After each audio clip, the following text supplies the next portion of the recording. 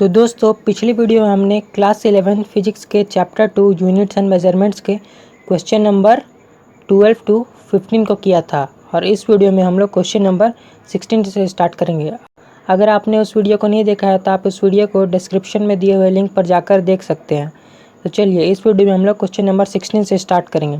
तो question number 16 है, the unit of length convenient on the atomic scale is known as an angstrom and is denoted by A. तो 1 angstrom is equal to 10 to the power minus 10 metre.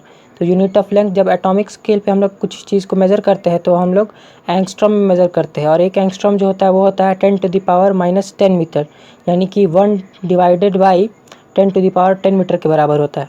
The size of an hydrogen atom is about 0.5 angstrom.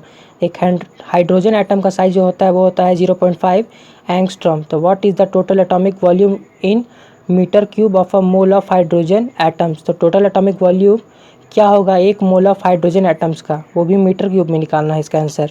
तो चलिए अब इसका answer देखते हैं। तो hydrogen का atomic radius दिया हुआ है 0.5 एंगस्ट्रॉम, तो ये है हमारा 0.5 into 10 to the power minus 10 metre के बराबर। अब ये जो वॉल्यूम जो होता है एक स्फेयर का, यानी कि जो हमारा एक एटम होता है वो स्फेरिकल शेप होता है, इसके लिए हम लोग को इसका वॉल्यूम निकालने के लिए हम लोग को एक स्फेयर का वॉल्यूम का फॉर्मूला लगाना पड़ेगा। तो वॉल्यूम ऑफ स्फेयर क्या होता है 4/3 पाई आर क्यूब। तो ये आर में हम लोग अपना एटॉमिक रेडियस डाल देंगे तो ये हो जाएगा 4/3 into 22/7 into 0.5 into 10 to the power minus 10 whole to the power 3। तब ये हो जाएगा, इन सबको सॉल्व करने पर 0.524 into 10 to the power minus 30 metre cube.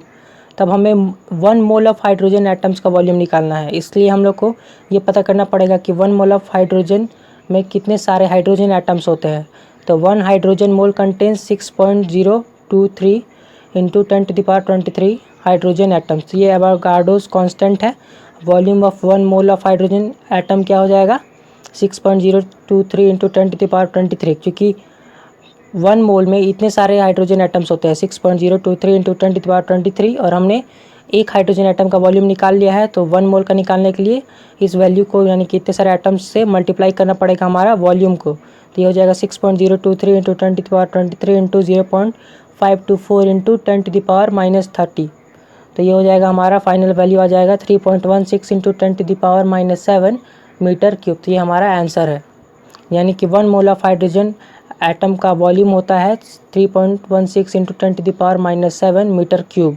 Question number 17 है, 1 mole of an ideal gas at standard temperature and pressure occupies 22.4 litre molar volume. यानी कि 1 मोल ऑफ एक गैस है, आइडियल गैस है, उसका स्टैंडर्ड टेम्परेचर और प्रेशर पे, यानी कि अर्थ पे जो स्टैंडर्ड टेम्परेचर होता है और प्रेशर होता है उसके बेसिस पे उसका जो मोलर वॉल्यूम है, याद रखिएगा मोलर वॉल्यूम, एटॉमिक वॉल्यूम नहीं, मोलर वॉल्यूम जो है वो है 22.4 litre. Then what is the ratio of molar volume to the atomic volume of a mole of hydrogen? तो what is the ratio of molar volume? तो molar volume का ratio क्या होगा to the atomic volume। तो molar volume by atomic volume का ratio निकालना है एक हाइड्रोजन एटम का, 1 mole of a hydrogen atom का। और यहाँ दिया हुआ है take the size of hydrogen molecule to be about 1 angstrom. तो यहाँ हमें साइज ऑफ हाइड्रोजन मॉलिक्यूल को दे दिया गया है कि उसको हम लोग 1 एंगस्ट्रॉम ले लें। तो why is this ratio so large, और ये भी बताना है कि ये रेशियो इतना लार्ज क्यों है। तो चलिए अब इसका आंसर देखते हैं। तो हमारा रेडियस होगा 0.5 एंगस्ट्रॉम। अब देखिए ये ऐसा क्यों होगा, क्योंकि रेडियस तो होता है वो हाफ ही होता है और डायमीटर जो होता है फुल लेंथ है। तो हमारा फुल लेंथ दिया है 1 एंगस्ट्रॉम, तो रेडियस हो जाएगा जाहिर सी बात है 0.5 एंगस्ट्रॉम। तो ये हो जाएगा 0.5 into 10 to the power minus 10 metre के बराबर। उसी तरह पिछले क्वेश्चन में हमने जैसे निकाला था उसी तरह इसका भी वैल्यू निकाल लेंगे, और जिसका वॉल्यूम निकालेंगे 4/3 पाई आर क्यूब में, और आर का वैल्यू हम दे देंगे 0.5 into 10 to the power minus 10 whole to the power 3 के बराबर, और इसको मल्टीप्लाई कर देंगे एवोगाड्रोस कांस्टेंट से। तो हमारा हो जाएगा volume of 1 mole of hydrogen atom क्या हो जाएगा 6.023 into 10 to the power 23 into 0.524 into 10 to the power minus 30। तो यह आ जाएगा 3.16 into 10 to the power minus 7 metre cube. अब हमारे क्वेश्चन में मोलर वॉल्यूम तो पहले ही दिया हुआ है, वो है 22.4 एल के बराबर है। तो वो होता है 22.4 into 10 to the power minus 3 metre cube के बराबर, क्योंकि 1 लीटर जो होता है वो होता है 10 to the power minus 3 metre cube के बराबर। तो हमारा वी एम जो कि है molar volume by V A हो जाएगा 22.4 into 10 to the power minus 3 by 3.16 into 10 to the power minus 7, जो कि हो जाएगा finally 7.1 into 10 to the power 4 के बराबर। तो लास्टली आपको ये सेंटेंस लिखना होगा कि the molar volume is 7.1 into 10⁴ times more than the atomic volume. Hence, the interatomic separation in hydrogen gas is larger than the size of the hydrogen atom. अब question number 18 में आते हैं। Question number 18 है explain this common observation clearly. If you look out of the window of a fast moving train the near by trees houses etcetera seem to move rapidly in a direction opposite to the train motion. तो हम लोग जब train में बैठते हैं तो और जब ट्रेन चलता है तो हम लोग को ट्रेन के बाहर की जो चीज़ें वो पीछे जाता हुआ दिखता है, बट द डिस्टेंट ऑब्जेक्ट्स यानी कि जो दूर की चीज़ें हैं वो स्टेशनरी लगती है। In fact since you are aware that you are moving this distant object seem to move with you, यानी कि जो ट्रेन में हम लोग जब बैठे रहते हैं और जब दूर की चीज़ों को देखते हैं तो हम लोग को ऐसा लगता है कि वो दूर की चीज़ें भी हमारे साथ ही मूव कर रही है, लेकिन जब हम लोग पास की चीज़ों को देखते हैं तो वो हमें पीछे जाते हुए दिखती है। तो हमें ये बताना है कि ये ऐसा कैसे हो सकता है। तो अब चलिए इसका आंसर देख लेते हैं। An imaginary line which joins the object and the observer side is called the line of site.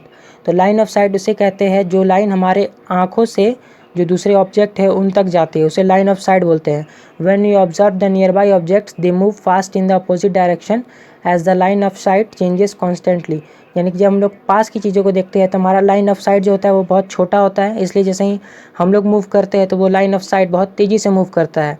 whereas the distant objects seem to be stationary as the line of sight does not change rapidly। वहीं पे जो दूर की object है उसमें हमारा line of site जो होता है वो बहुत बड़ा होता है, यानी कि हम लोग जैसे से तेज़ी से भी अगर जाते हैं तो भी वो लाइन ऑफ साइट जो है वो धीरे धीरे चेंज होता है, यानी कि उसका एंगल में डिफरेंस बहुत धीरे धीरे आता है, इसलिए हम लोग को ऐसा लगता है कि वो ऑब्जेक्ट स्टेशनरी है।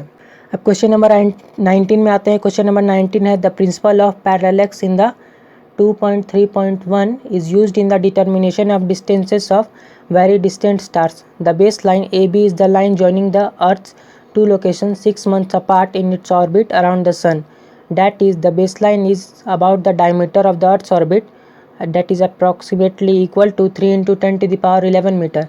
However, even the nearest stars are so distant that with such a long baseline they show parallax only of the order of 1 seconds of arc or so. A parsec is a convenient unit of length on the astronomical scale. It is the distance of an object that will show a parallax of 1 second of an arc from opposite ends of a baseline equal to the distance from the earth to the sun. How much is a parsec in terms of meter? तो इस question में totally हमें ये बताना है कि एक parsec जो है वो मीटर्स में कितना होता है, यानी कि एक पार्सेक का लेंथ मीटर्स में कितना होता है, हमें ये बताना है।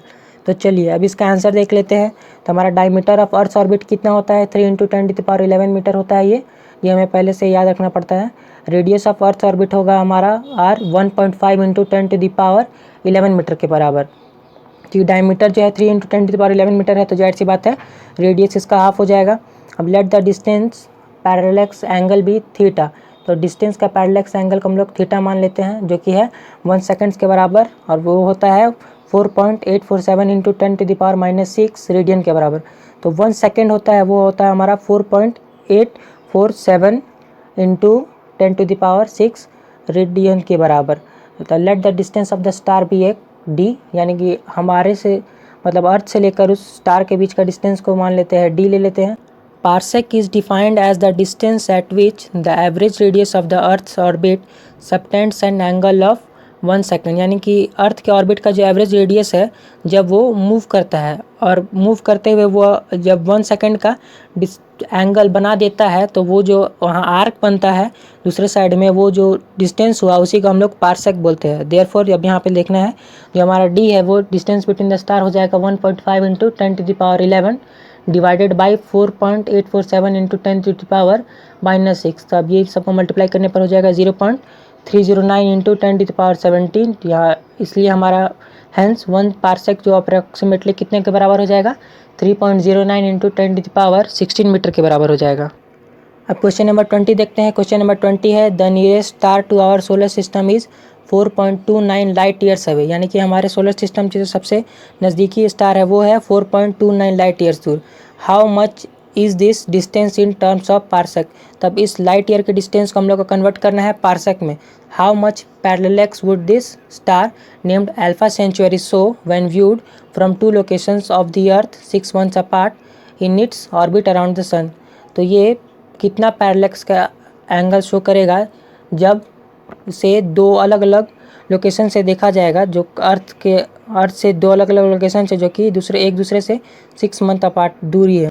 तो चलिए अब इसका आंसर देखते हैं। तो हमारा 1 लाइट ईयर होता है, ये डिस्टेंस होता है जो लाइट हमारा एक साल में कवर करता है। तो ये इसका वैल्यू हो जाता है 9.46 × 10⁻15 मीटर के बराबर। And therefore distance travel by light in 4.29 light years कितना हो जाएगा, तो ये हमारा 1 लाइट ईयर को 4.29 से मल्टीप्लाई कर देंगे वाला डिस्टेंस को, तो ये हो जाएगा 4.29 × 9.46 × 10⁻15 मीटर। तो ये हो जाएगा टोटली हमारा 4.058 × 10⁻16 मीटर के बराबर। अब parsec is also unit of distance, parsec भी डिस्टेंस का मेजरमेंट ही है। तो 1 पार्सेक कितना होता है, 3.08 × 10⁻16 मीटर।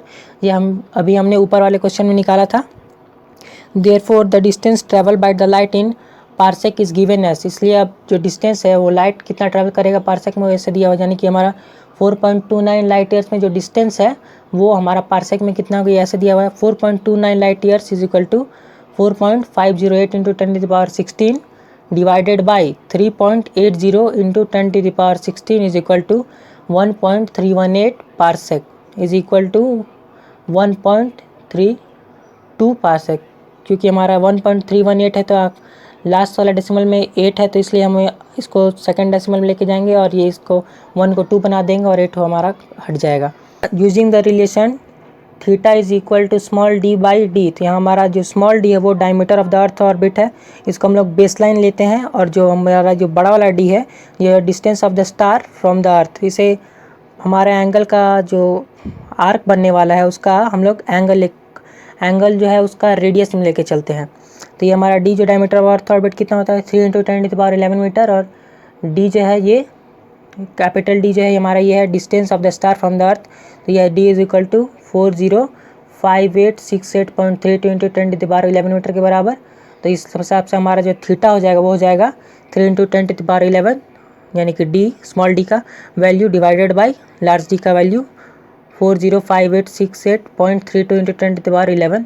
तो इन सबको सॉल्व करने पर हमारे पास आ जाएगा 7.39 × 10⁻6 रेडियन के बराबर।